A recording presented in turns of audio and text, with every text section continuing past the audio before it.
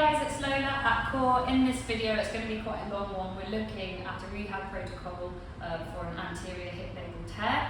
So this specific protocol was written for a patient who had a corticosteroid injection and now was just on that rehab phase. This is not a post-op rehab, although it could potentially be implemented a bit later down the line post-op. So I'm going to be checking and referring back to my book because I've got quite a lot to get through. Okay, so we're going to start with some mobility. Okay, so for an anterior labral tear, we're going to be looking at opening up into extension. So rather than swinging that leg all the way through, we're just looking for a posterior swing. You might have a little bit of external rotation. If that happens naturally for you, that's absolutely fine, but you're not actively trying to open it out like that. But if that's comfortable for you and you prefer it like that, then you can do that. So you're just doing 10 to 20 of those. I won't show you on both legs. Otherwise, we'll be here all day. So, next one, we're going to do some internal and external rotation. So we're going to be on the floor for this one. Okay, so just nice and simple internal, external rotations. We're not going to go full whack right now into proper figure 4 seating. We're just doing this. Okay, if it's too pinchy to come into that internal rotation range, you can leave the leg that's going in where it is and just carry on with the outward leg like this. But if this is tolerable, great. And then the last one for mobility is scorpions, which you guys know are my favourites. So lie down in the front. So arms extended out to the side, a bit crowded in here, that's fine. So my aim is to get my foot to touch my opposite hand. Okay, so I'm going to come back like that. Obviously I haven't quite got it. And then I'm going to the other side. Okay, so I do these quite often, so it can get quite far, but if you're down here, that's also fine, okay? So it's not about how high up you can go, but you're going up as high as you can go without causing any pain. Notice that I'm opening my shoulder up with my hips. I'm not trying to stay flat down on the ground. And you get a nice spinal twist in that one as well. So if lower back is easily aggravated for you and you know spinal twists aren't great for you, then you can leave those ones. Okay, so we're going to get into some muscle activation now. We're going to do some banded walks. My band has gone walkies. Just give me a second. That's empty.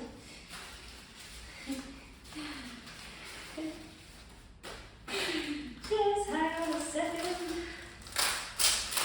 So what we're going to be targeting with this exercise is the outside muscles of the hip there, okay? So we're going to be walking with a band, and in terms of the placement of the band, it can go above or below the knee. You may also have a flat band. Probably if you come see me and I'm giving you a band, it will likely be a flat band. You can just tie it up into a knot, into a circle, and just stick it around you. Ooh, we've got a fresh one. Okay, so I'm going to step in here. Pop that on just above my knees. So you never want it over the knee joint, but it could potentially go down there as well. Okay, now I'm going to be working in this short space, but ideally you want quite a long space to work in, otherwise you're not going to be going enough steps to feel it. Okay, so I'm in slight knee bend and I'm taking little steps out, little crab, and then back. You want to really aim for about 10 to 20 steps in each direction. Things to look out for on this one is knee tracking. Okay, so as I'm stepping, I don't want that knee to land inside my knee. Foot. So we're keeping that out. So that's why I'm taking small steps, so we can keep that knee out, like so. Okay. So.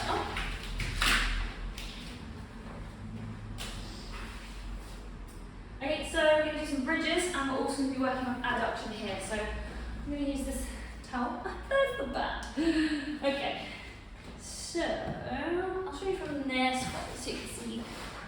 Okay. So your normal bridge, we've got a full video explaining how to do bridges properly, so if you're not quite sure you can check that. But basically, make sure that you are in a posterior pelvic tilt and only going as far as you can go with your glutes rather than trying to hyperextend. Okay, so pop that, could be a football, could be a non-weighted gym ball, is also fine. Put that between your knees. And all you're going to do is while you're bridging, make sure you're squeezing into that to get some adduction in there, okay? So I'm just coming up, squeezing my legs together and coming back down. Nice slow tempo and coming back down, and so on and so forth. About 10 to 20 of those.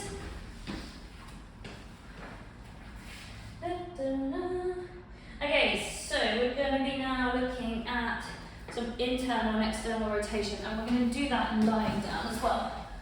Okay, so all I'm doing is from the hip, turning it in and holding it there. Okay, so I'm as if I'm trying to push that way for about 5 seconds and then coming back. Again, so I'm turning it into internal rotation, so that's coming from the hip and I'm holding it there. And then when I've done those, I'm going to do the same thing, just coming out.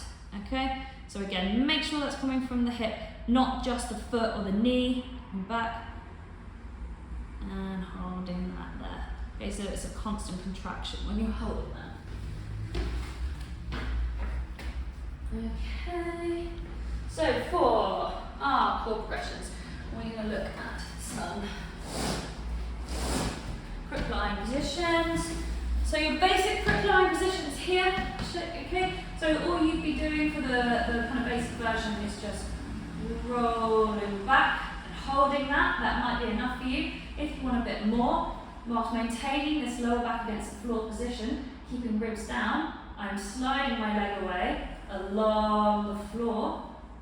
Okay, it's not too smooth because of the rubber mat. Okay, and then I'm bringing it back in along the floor.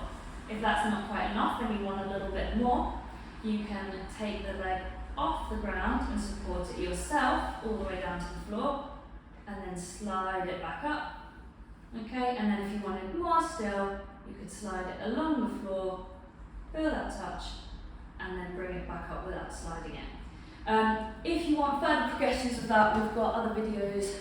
You want to look for the dead bug video. Or talk to me and I'll give you another one. Okay, so that's our activation done. Couple of functional movements here. Okay, so we're going to do some box squats, which I will do onto this. So this is low, okay, I'm short, but I'm not that short. So for the purpose of this video, I'm using this, but I want you to be, in fact, because I don't want to set that example. I'm going to squat to this, okay? But bear in mind that I'm quite short, okay? So when I'm box squatting there, I'm still getting relatively low. Okay, so the idea of the box squat, and in fact we do have quite a long video on this as well, so you can search for that. But the idea is not to squat down and rather have a relax, okay? So we're using the box or the chair as feedback, control, touch down, and come back up. All of the same things apply with the normal squats. Again, we've got videos on it. Keeping your knee tracking over the second and third toe, and not letting them fall in, etc., etc. Any questions you can ask me. And last functional movement. Okay, so for this one you're going to want something slidey. Okay, so if you have hard floors at home, that's great. A piece of kitchen towel works quite well. I'm going to use this. It's very slidey.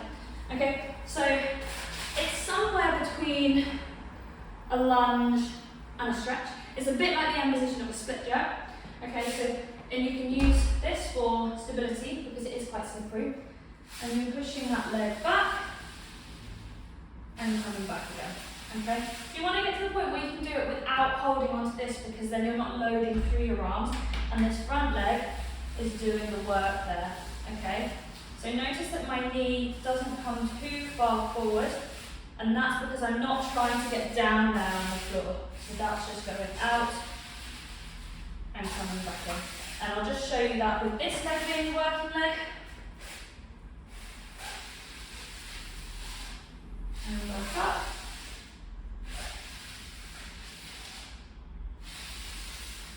There's something on the floor stopping that there, but you go a little bit further. You get the gist. Okay, and we're just going to finish up with a bit of balance and a couple of stretches.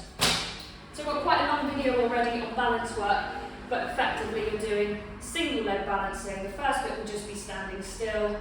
To progress that, you'd be reaching out the base of support at your kind of upright level, over here, over there, wherever. There's no exact rules to it. And then a progression from that would be adding You know, maybe reaching down to the floor, bending the knee a bit more, reaching out there, the other leg might go behind you, might come out there. The whole way through, you need to make sure this knee is staying stable and it's not dropping in here, okay? So we don't want that inward rotation or inward collapse of the knee. You can even get someone to come and poke you or shove you and put you off balance. And I'm going to say something else, and I've forgotten it, can't have been that important. Also, yeah, so having unstable surfaces as well can help to increase that. And then a couple of stretches. I'll show you this one first because I'm stood up anyway. Standard footballer stretch. Okay, so knees are together, they are not apart, and they are also in line with each other. They are not that or that. And then lastly, once you've got this position, you tuck your hips underneath, like you're trying to point a belt buckle up towards your face, and that should increase that stretch. Be mindful that when you do that, this knee doesn't come out in front. Okay, and then last one, most important stretch is going to be a pigeon stretch. Okay, so standard variation of pigeon is going to be like this. Okay, so you can be upright, or you can be down here. Just this heel wants to be in line with the outside of your hip, not the middle. Okay, so that's really important. So we're looking for a nice wide triangle here, rather than having that knee further into the middle. If you don't like this one, you can use your bed or a sofa. This is going to be quite high now. And you can bring your leg up that way and kind of drop into it there.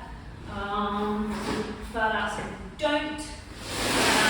And if those are too much on your knees, you might prefer doing it in this position, so lying down. It's just not quite as intense.